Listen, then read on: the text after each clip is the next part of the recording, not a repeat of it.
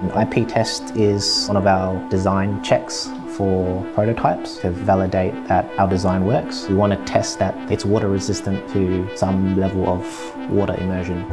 We put it all together, we put a bit of tissue inside and then dropped the jig down a 2-meter tall acrylic tube filled with water up to about 1.7 meters. We leave this housing in there for at least half an hour, and after that we take it out, we take it apart, see if those tissues are wet inside, and if they're not, then we're good. It's basically 2 halves. This is the main communication system, and this is your power supply.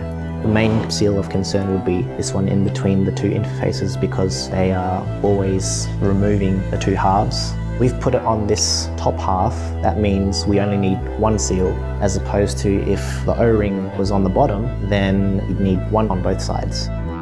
Originally, we started with our standard Duro 70 O-ring hardness, but then we found that in order to maintain these triggers from returning to be flush, the housing, we would need a softer O-ring and possibly stiffer springs. So we've got stiffer springs now, which help it snap before the triggers would slightly come out like this. And we realized that it's because the O-ring was not compressing enough and it wasn't filling the groove. So we switched from Duro 70 down to Duro 50. That meant we had to do the IP test again to check that this softer O-ring isn't too soft.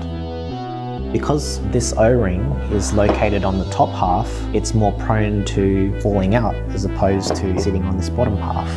So we added some little nubs, a bit wavy. Those nubs kind of help add a little bit of a grip to the O-rings to hold it in there. Of course, we take into consideration the reduced cross-sectional area of the groove for the O-ring to actually compress into. We tested that as well.